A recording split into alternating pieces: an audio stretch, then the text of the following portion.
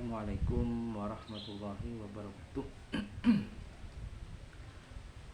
Teman-teman, sahabat-sahabat semuanya yang dimanapun jenengan berada, dimanapun sampan berada, yang saya sangat hormati, teman-teman YouTube yang luar biasa mendukung, yang saling berkunjung, saling komentar, saya ucapkan banyak terima kasih.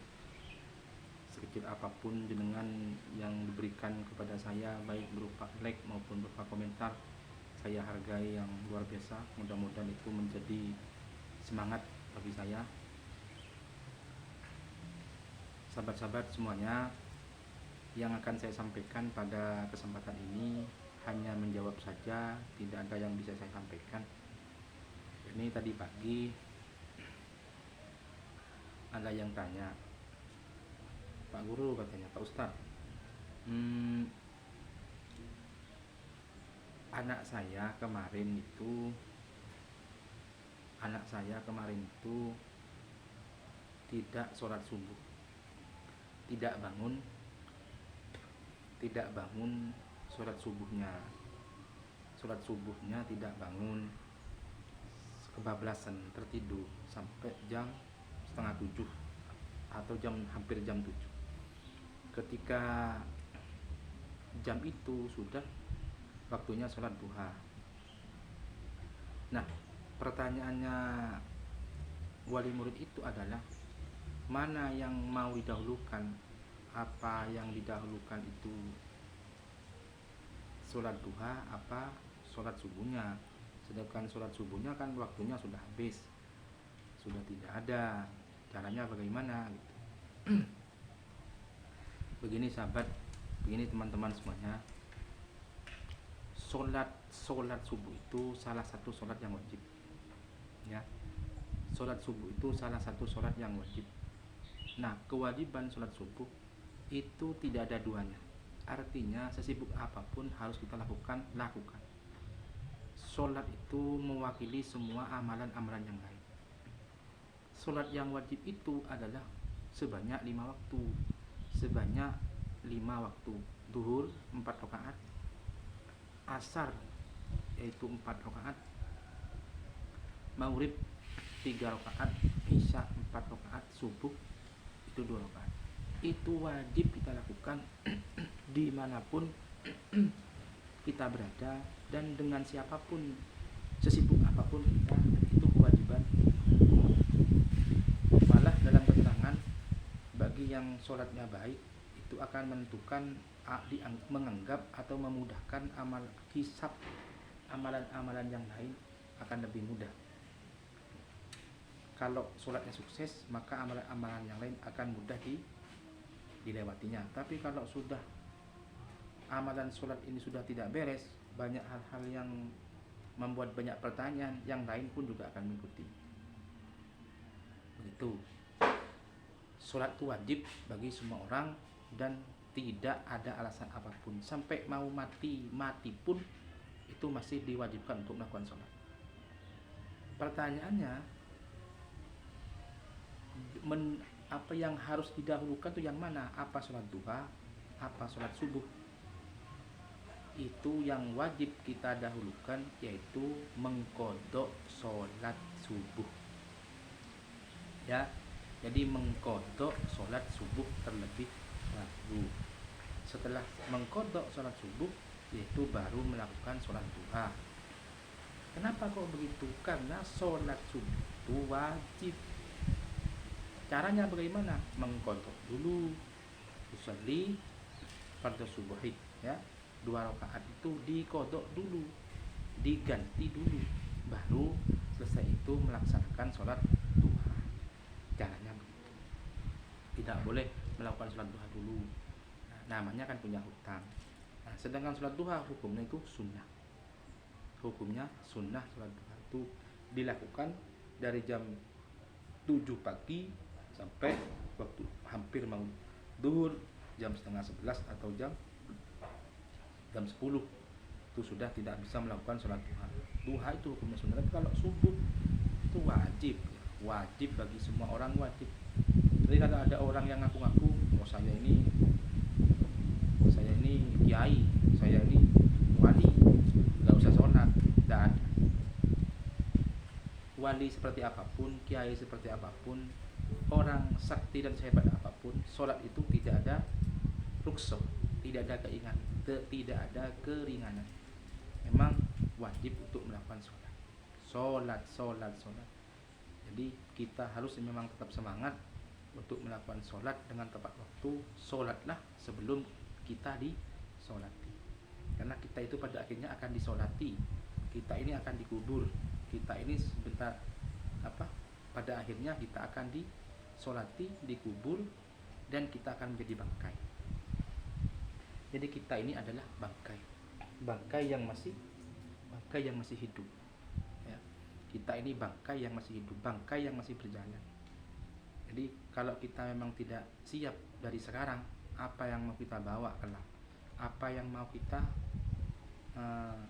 dibawa atau dipersembahkan kepada Allah Subhanahu wa ta'ala. Sedangkan kita ini kekuasaan kita, kemampuan kita itu terbatas. Dan semua apa yang terjadi dalam diri kita itu kan kehendak Allah Subhanahu wa ta'ala. Ya, kehendak Allah Subhanahu wa ta'ala. Jadi kita itu semuanya terbatas. Allah semua yang menentukan, Allah yang pegang remote. Kalau kita tidak siap, orang yang baik itu bukan orang yang tidak punya salah, bukan itu. Jadi orang yang terbaik bukan orang yang tidak punya salah. Orang yang terbaik seperti apa? Orang yang terbaik itu orang yang mampu dan bisa memperbaiki kesalahannya setiap saat, dan berusaha setiap saat untuk menjadi yang terbaik. Istiqomah dan konsisten untuk menuju yang baik. Kalau orang punya salah, semua orang punya salah. Ya, semua orang punya salah. Kita bukan malaikat, pasti punya salah. Cuma kita itu biasanya ketika sudah punya salah, tak semua orang bisa dinasihati, tak semua orang bisa mendengar. Bisa mendengar, tapi masuk kanan keluar kiri. Makanya kita solusinya bagaimana? Berbanyak berzikir kepada Allah Subhanahu wa ta'ala. Berbanyak berzikir kepada Allah Subhanahu wa ta'ala supaya kita ini betul-betul menjadi hati kita lembut.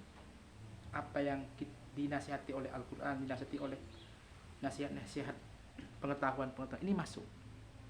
Hidup ini sebenarnya mudah, sahabat. Hidup ini sebenarnya mudah kita hidup ini. Cuma kalau dibikin pusing akan jadi pusing. Kalau dibikin nyantai, senang, bahagia kita. Apa kekurangan kita?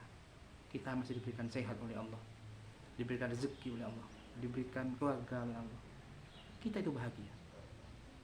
Tapi kalau kita menyikapinya dengan cara yang neko-neko, kita hari ini punya sepeda, besok-besok saya ingin punya mobil, kan jadi susah. Sedangkan punya mobil harganya berapa? Tidak kuat, tidak ada dana, hutang, cari kreditan, habis kita, capek kita. Kita itu kerja hanya untuk cari duit, hanya bayar kreditan. Sedangkan mobil pribadi, untuk apa mobil pribadi? Intinya cuma jalan-jalan, gaya, kan cuma tinggal itu. Tidak mengambil sesuai kebutuhan, keperluan kita. Kebutuhan itu ada dua, ada kebutuhan primer, ada kebutuhan sekunder. Kebutuhan yang mendesak apa saja, itu yang perlu kita prioritaskan. Kalau kebutuhan yang tidak itu kita butuhkan, ya jangan terlalu kita prioritaskan. Pengen harus begini begitu, itu kan nafsu. Ya, itu kan nafsu. Termasuk saya ini menyampaikan seperti ini bukan menggurui jenengan, bukan menggurui teman-teman semua. Sama-sama belajar. Apa yang perlu kita pelajari? Kalau mungkin pengetahuan sama-sama punya, ilmu syariat pun sama-sama ada. Apa yang perlu kita perbaharui?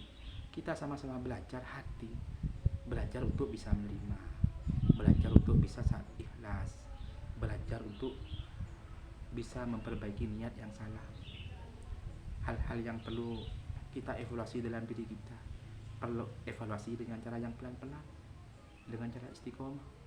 Tidak ada sahabat yang bisa betul-betul orang yang ahli ibadah dan baik, tidak ada jaminan. Semua gak ada jaminan.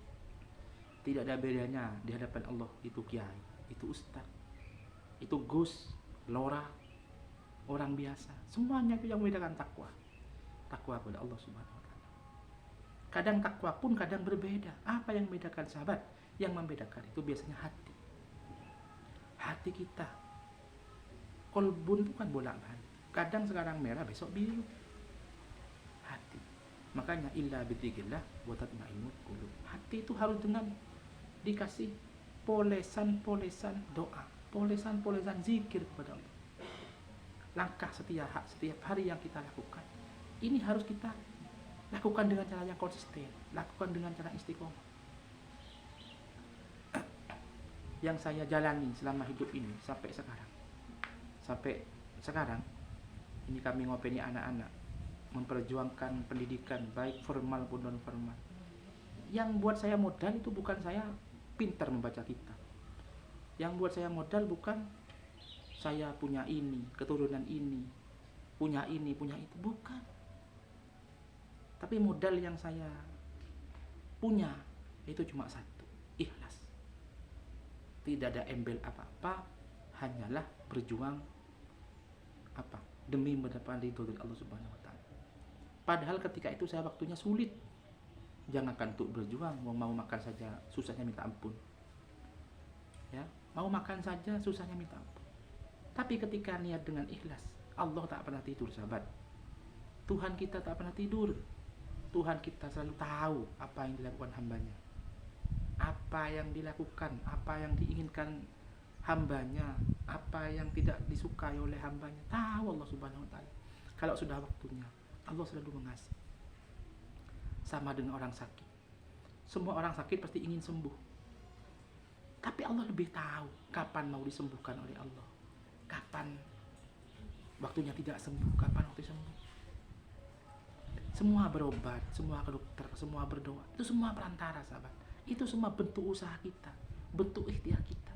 Tapi pada akhirnya semua akan kembali kepada Allah Subhanahu wa taala. Mau disembuhkan apa tidak. Itu semua Allah yang hak vetonya itu Allah Subhanahu wa taala. Cuma kita wajib ikhtiar. Wajib kita berusaha setiap saat.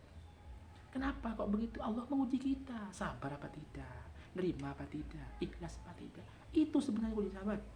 Kalau urusan mati, urusan sakit, itu Allah sudah mati. Kapanpun ya mati. Begitu. Kalau sudah nyampe ya mati. Kalau lagi hidup sehat begini begitu, ya Allah sudah menghendaki begitu. Tapi ketika dikasih sakit, ketika dikasih ujian, itu sabar. Itu yang akan menjadi poin. Itu yang akan menjadi ladang pahala. Ladang pahala ketika kita diterima dengan cara ikhlas, itu yang akan menjadikan pundi-pundi koin-koin pahala yang kelak bisa bisa kita nikmati di hadapan Allah Subhanahu wa taala. Mungkin itu sahabat ya, teman-teman yang bisa kami bahas, yang bisa kami sampaikan. Yang tanya tentang sholat subuh, ini jawabannya. Tadi pagi tanya, terima kasih ya. Mudah-mudahan kita masih diberikan sehat oleh Allah. Sehat ini mudah-mudahan menjadi ladang ibadah, bisa bermanfaat orang lain. Mungkin itu yang bisa kami sampaikan. Kurang dan lebihnya kami mohon maaf yang tidak terkira. Kami akhiri, wallahul muwaffiq ila aqwamit thoriq. Assalamualaikum warahmatullahi wabarakatuh.